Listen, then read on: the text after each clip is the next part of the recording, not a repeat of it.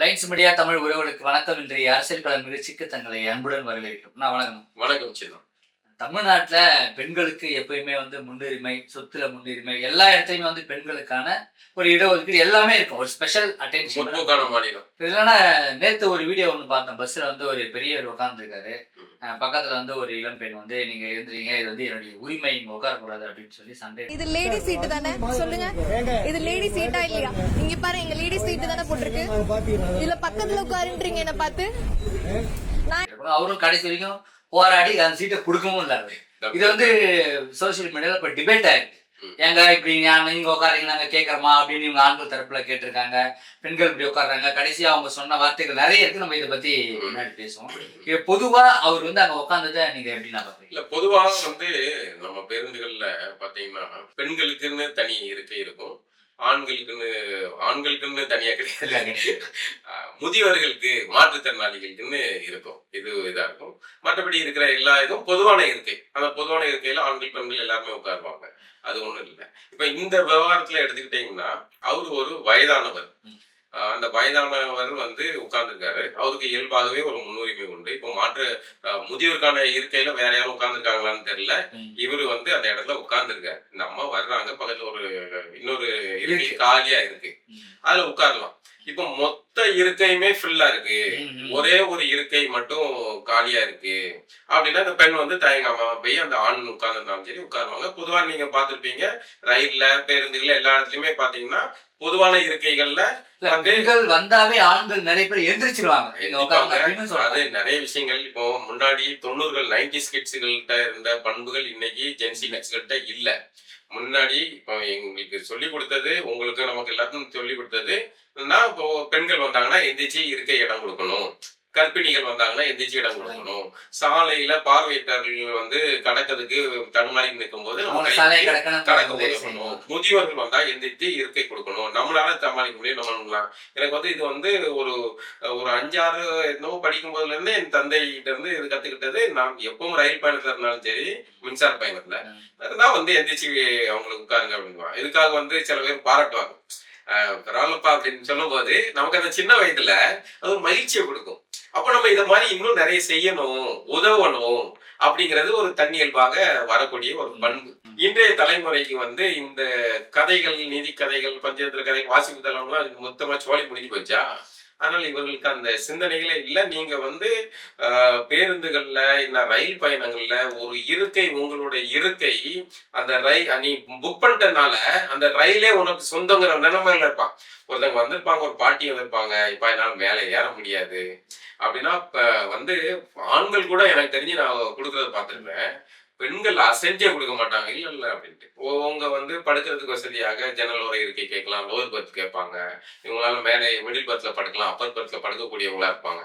ஆனால் நகரவே மாட்டாங்க. இது பெண்ணுக்கே கொடுக்க மாட்டாங்க. இது பொதுவா ஜென்சில ஆண் பெண் இருவாளர் இருக்கு. அப்படியே ஒரு பையன் கிட்ட சொன்னா கூட அவன் சரி என்னமோ சொல்லிடுவாங்கன்ட்டு நகன்றுவான். ஆனா பெண்கள் நகரவே மாட்டாங்க. அதே மாதிரி பெண்கள் பேருந்து பயணத்துல பெண்கள் இன்னொரு பெண்ணுக்கு இடம் கொடுத்ததை நீங்க பாத்திருக்க மாட்டாங்க சமீப காலத்துல.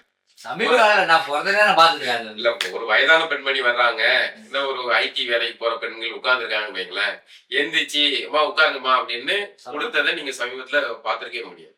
அதே மாதிரி கர்ப்பிணிகளுக்கு அவங்க தடுமாறிக்கிட்டு இருக்காங்க, அவங்களால உட்கார வைக்கலாம் அப்படின்னு இது பண்ணவும் மாட்டாங்க. அப்ப இந்த சூழல்ல தான் இப்போ இந்த தலைமுறை வருது. இந்த வீடியோ விவகாரத்துல அவர் ஒரு பெரியவர் அந்த இடத்துல உட்கார்ந்து இருக்கிறாரு, பக்கத்துல ஒரு இருக்கை காலியா இருக்கு. அப்படிங்கும் போது அவரு நம்ம தாத்தா மாதிரி உட்காரு அப்படின்னு சொல்றாரு. You look like my grandfather only, but you have to respect me. Then what? You know English and Tamil, right? இது பெண்கள் இருக்கை, பெண்கள் அப்படின்னு இவங்க உரிமை குரல் எழுப்புறாங்க.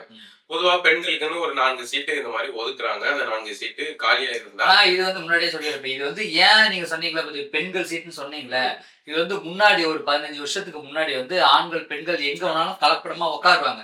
இது ஒரு பெரிய ஒரு டிஸ்கம்ஃபர்டபுளா உள்ளவே இருக்கும், பஸ் உள்ளவே. அதனால இது கொண்டே வந்தாங்க. சரிங்க பெண்கள் இடது ஆமா இப்போ பக்கம் கொண்டு வர. சில பேருக்கு வந்து அசூசையா இருக்கும். ஒரு ஆண் பக்கத்துல அந்நிய ஆண் பக்கத்துல நம்ம உட்கார்றதா அப்படிங்கிறது ஒண்ணு. இன்னொன்னு அந்த அந்நிய ஆண் வந்து கையை வச்சுட்டு சும்மா இருந்தா பிரச்சனை இல்ல. அவன் வந்து வேற சில சேட்டைகள் செஞ்சான்னா அது தர்ம சக்கரத்தை உண்டு பண்ணும். அதனால பெண்களுக்குன்னு ஒரு இருக்கை ஒரு சட்டு பெருவாரியா இடதுபுறத்த பெண்களுக்கு ஒதுக்கி இருந்தாங்க. அதுலதான் உட்காருவாங்க. இப்போ வந்து பேருந்துகள்ல எல்லா இருக்கையும் இதாயிடுச்சு, ஃபில் ஆயிடுச்சு. ஆனால் வந்து பெண்கள் இருக்கை மட்டும் காலியா இருக்கு. ஆனால் அந்த இடத்துல ஒரு முதியவர் வந்து நிக்கணுமா, அவர் அந்த இருக்கையில உட்காரணுமா? இருக்கை சும்மாவே போகணும், அந்த முதியவர் நின்றுகிட்டே வரணுமா, அல்லது அந்த இருக்கையில அமரலாமான்னு கேட்டால் இருக்கையில அமரலாம். இது வந்து சட்ட ரீதியாக சட்டப்படியாக அந்த லாஜிக்குள்ள நீங்க போக முடியாது. இது அதாவது ஒரு மனிதாபிமானத்தின் அடிப்படையில நம்ம எடுக்கக்கூடிய முடிவு. உட்காருங்க சார் காலியான நாற்காலி. சில பேர்லாம் வந்து பாத்தீங்கன்னா ஏதாவது ஃபங்க்ஷன் எதுவும் போனா அவன் எங்கேயோ போவான், இல்லை வீட்டுல எங்கேயோ போயிருப்பாங்க. அந்த நாற்காலியில பைய தூக்கி வச்சு அதை பிடிச்சி வச்சுக்கிட்டு அவன் போயிட்டு 1/2 மணி நேரம் ஆகலாம் வர்றதுக்கு. 1/2 மணி நேரமா அந்த நாற்காலி வந்து சும்மா இருக்கும், அது அப்படியே இருக்கணும். இல்ல வருவாங்க சார். சரி அவங்க வந்த பிறகு எந்திரிச்சுக்காங்க, உட்காருங்க அந்த வார்த்தை வர. அப்போ அந்த நாற்காலி உங்களுக்கு சொந்தம் கிடையாது. இது பொதுவான அரசுடைய இது. இப்ப அவர் பெரியவர் உட்கார்ந்து இருக்காரு அப்படின்னா நீங்க பக்கத்துல இன்னொன்னு பாத்தீங்கன்னா பொதுவான எல்லா பெண்களுடைய பெண்கள் இருக்கையில மட்டும் தான் பெண்கள் உட்கார்றாங்களா? இல்ல. இப்போ லாஜிக் படி பாத்தீங்கன்னா பெண்களுக்கான இருக்கை அப்படின்னா பெண்களுக்கான இருக்கை ஃபில் ஆயிடுச்சு. ஒரு 10 இருக்கை இருக்கு, 10 இருக்கை ஃபில் ஆயிடுச்சு. பேருந்துல வந்து 20 பெண்கள் இருக்காங்க அப்படின்னா மீதி இருக்க அந்த 10 பெண்கள் வந்து நின்றுகிட்டே தான் வரணும். காலியான பொதுவான இருக்கைகள் இருக்கு. அந்த பொதுவான இருக்கைகள் ஆண்களுக்குன்னு ஒதுக்கப்படல, ஆனா பொதுவான இருக்கைகள். பெண்களோட உரிமை குரல் கேட்கும் போது பெண்களுக்கான இருக்கைகளை மட்டும்தான் நாங்க உட்காருவோம், மத்த இருக்கைகளை உட்கார மாட்டோங்கிற உரிமை கேட்டதுனால நம்ம உட்காரக்கூடாது சொல்லல. இப்போ ஒரு பொது பயணம் வரும்போது நம்ம இதெல்லாம் பார்க்க முடியாது. அப்போ அந்த இடத்துல நம்ம வந்து உட்கார வேண்டிய நிர்பந்தத்துக்கு உள்ளாகிறோம். ஏன்னா கால் வலிக்கும், இங்கிறது 1 மணி நேரம் டிராவலு அப்படிங்கும்போது நம்ம உட்கார வேண்டியிருக்கும். சரி இவ்வளவு ஏன் போவானே? இப்போ விமானத்துல போறீங்க, நீங்க விமானத்துல பயணம் செய்யும் போது உங்களுக்கு ஒரு சீட்டு நீங்க போறீங்க, பக்கத்துல ஜன்னலோட சீட்ல இன்னொருத்தர் உட்காருவாரு. அந்த பக்கத்துல உட்கார நபர் வந்து ஒரு ஆணா இருக்காரு. அப்ப நம்ம விமானத்துல போய் கேட்க முடியாதுல்ல. உங்களுக்கு ஒதுக்கப்பட்ட சீட்ல உட்காருங்க. இருந்தாலும் சொல்லி கேட்பாங்க, என்ன வேற மாத்திக்கலான்ட்டு. நான் மாற முடியாதுன்னு அவன் சொன்னா அவன் இருப்பான், அங்க அக்செப்டபிள் ஆகுது இல்ல. அதே மாதிரி ரயில் பயணங்கள்லயும் சரி, நீங்க 3 பேர் இருக்கையில உட்கார்ந்து இருக்கீங்க, ஒரு இருக்கை ஆண் இருப்பாரு, இந்த சைடு பெண் இருப்பாங்க. இன்னும் விழுந்துருச்சு, சீட் விழுந்துருச்சு உங்களுக்கு, உட்கார்ந்துட்டு போவீங்க. அப்போ இந்த விஷயத்துல ஏன் இவ்வளவு அடமெண்டா இருக்கணும்? இப்போ பக்கத்துல அந்த இருக்கை முழுக்க ஃபில்லா இருக்கு, அவர் உட்கார்ந்து இருக்காரு அப்படின்னா ஐயா நீங்க எந்திரிங்க அப்படின்னு சொல்றதுல ஒரு லாஜிக் இருக்கு. பக்கத்துல ஒரு இருக்கை காலியா இருக்கு, இது மனிதாபிமானத்தின் அடிப்படையில உட்காரலாம். இல்ல இந்த பெரியவரு உட்கார்ந்தா வந்து ஏதாவது செய்மிசம் பண்ணிடுவாரு அப்படிங்கிற இது இருக்கலாம். சில பேருக்கு இருக்கலாம், இவங்களுக்கு இருக்கலாம். அவர் வந்து அதை செய்வாருன்னு நம்ம சொல்ல முடியாது. பொது பிம்பங்கள் சில இது வச்சிருக்காங்கல்ல, இந்த டேக்லைன் இவர்கள்லாம் இப்படிதான், இவர்கள்லாம் இப்படிதான் அப்படின்னு சில டேக்லைன் வச்சிருக்காங்க. அது மாதிரி நம்ம பொதுமைப்படுத்த முடியாது. அவரு தாத்தா மாதிரி அவரு சொல்றாரு, நம்ம தாத்தா மாதிரி பேத்தி உட்காருமா அப்படின்னு சொல்றாரு. நீங்க என் தாத்தா கிடையாது அப்படின்னு நம்ம ஆங்கிலத்துல பேச ஆரம்பிக்கிறாங்க, சண்டை போடுறாங்க. ரூல்ஸ் பேசினோட அவரே சொன்னாரு அவனை என்ன பண்ணணும் தெரியுமா அவருக்கு, இது என்னுடைய ரைட்ஸ் அப்படின்னு சொல்லும் போது அவர் ரொம்ப ட்ரிகர் ஆகுறாரு. I have to say this is my right. Want to take action? Not take action. Sure. You immediately take action. Sure, I'll take. Yes. Then only you know who. So what's your name? What's your name? You know English, right? What's your name? What is your name? What should I tell you? You are the one who's sitting in the ladies' seat. Are you a lady? Are you a girl? Are you a woman? ஏன்னா அவர் எனக்கு இன்னொரு இது doubt. இப்ப பஸ்ல வந்து அவங்க வந்து அந்த கேமரால அந்த இடத்த தான் எடுத்திருக்காங்க தவிர பஸ் முழுக்க வேற சீட் அவைலபிலிட்டி இருக்கான்னு தெரியல. இருக்குன்னு தான் நினைக்கிறேன். சுத்தி பார்க்கும்போது அந்த பொண்ணு வம்படியா வந்து அவங்க அந்த நாற்காலியில இருந்து அவரை எழுப்பணும் அப்படிங்கிறதுக்காக அந்த இடத்த செல்லும். இப்ப எனக்கு இன்னொரு டவுட், அந்த ஜன்னல் சீட்டு கேக்குறாங்க அதனாலே. இப்ப எனக்கு என்ன கேள்வினா, எனக்கு கால் வலிக்கு உட்கார்றதுக்கு ஒரு இருக்கை கிடைத்தால் போதும், எதனா மனநிலை இருக்கும். இப்ப அந்த இடத்துல நம்ம ரூல்ஸ் பேச மாட்டோம். இப்ப அவரு 2 இருக்கையிலுமே 2 ஆண்கள் உட்கார்ந்துட்டாங்க, பெண் நிக்கிறாங்க அப்படின்னா கண்டிப்பா அது அநீதி. பெண்களுக்கான இருக்கை இருக்கு, அந்த இருக்கையில ஆண்கள் உட்கார்ந்து இருக்காங்க, ஆனா பெண் நிக்கிறாங்க அப்படின்னா நிச்சயமா அநீதியானது. ஆனா இப்ப ஒரு இருக்கை காலியா இருக்கு, அந்த இருக்கையில உட்கார்ந்துருக்கலாம். ஆமா, தள்ளி கூட அந்த அம்மா பட்டுமடாம இருக்கலாம். அதன் பிறகு அவர் ஏதாவது சேட்டை பண்ணி இருந்தா அப்போ இந்த அம்மா இவங்க அடிக்கக்கூடிய ஆளுகள் தான். ஏன்னா இப்போ வீடியோ எடுக்கிறாங்க, உட்கார்றதுக்கான ரைட்ஸ் பேசக்கூடியவங்க செருப்பு கட்டி அடிக்கலாம். அப்போ வந்து வீரப்பண்ணலாம் நம்ம. அப்போ இந்த பெண்ணை ஆதரிச்சு பேசலாம். ஆனா இந்த விஷயத்துல இவ்வளோ இது பண்ண வேண்டிய அவசியம் கிடையாது அப்படிங்கிறது. இன்னொன்னு, அந்த உட்கார்ந்து இருக்கிற நபர் ஒரு 35 வயது உள்ளவர் அப்படின்னா தெரியலாம். அவருக்கு ஒரு 70 வயசு இருக்கும் போல இருக்கு. 70 வயசுக்கு மேற்பட்ட ஆளா தான் இருப்பாரு அவர். அப்ப அவர் உட்கார்ந்து இருக்காருன்னா இந்த பெண்கள் இருக்கையில இந்த இப்ப நம்ம மனிதாபிமான அடிப்படையில பார்த்தா அந்த இடத்துல 2 பெண்கள் உட்கார்ந்துருக்காங்க. அந்த பெண்கள் இருக்கையில இந்த தாத்தா வர்றார். அவரு பிடிச்சி தம்பி பிடிச்சி நின்றுட்டு பஸ் ஸ்பீட் பிரேக்கர்ல யாரு டர்ன் மாதிரி நிற்காரு. இப்ப இந்த பெண் என்ன பண்ணணும்னா, தாத்தா வாங்க உட்காருங்க நீங்க அப்படின்னு சொல்லணும். பெண்கள் இருக்கையாக இருந்தால் கூட நீங்க உட்காருங்க தாத்தா, நான் நிற்கேன் அப்படின்னு சொல்லணும். இதுதான் வந்து நம்மள மாதிரி 90s கிட்ஸுகளுக்கு சொல்லி கொடுக்கப்பட்டது. இப்ப ஜென்சி கிட்ஸுகளுக்கு இதெல்லாம் இதெல்லாம் கிடையாது. இதெல்லாம் அவர்களை பொறுத்த வரைக்கும் வந்து வேஸ்ட். அப்ப அதனாலதான் இந்த கேள்வி வருது. இல்லன்னா இப்ப அந்த இடத்துல அவங்க தாத்தா வயது உள்ள ஒருத்தர் தாத்தாவே உட்கார்றாரு, அந்த இடத்துல உட்கார்ந்துருக்காரு. இந்த பொண்ணு வந்து உட்காரும்ல, பக்கத்துல இருக்கையில தாத்தா உட்கார வைக்குமா மாட்டாங்க, உட்காருங்கன்னு. இப்ப இப்படி வச்சுக்கிடுவோமே, நிறுத்தத்துல இந்த பொண்ணுடைய தாத்தா, சொந்த தாத்தா ஏறி உட்கார்ந்துருக்காரு. அடுத்த நிறுத்தத்துல இந்த பொண்ணு ஏறு. இப்போ தாத்தா இது பெண்கள் இருக்கை, நீங்க எந்திரிங்க அப்படின்னு சொல்லிட்டு எந்திரிச்சு நட்டவ நில்லுங்க அப்படின்னு சொல்லிட்டு இந்த பொண்ணு மட்டும் உட்காருமா, இல்லன்னா தாத்தா இருங்க அப்படின்னு சொல்லுவோம்.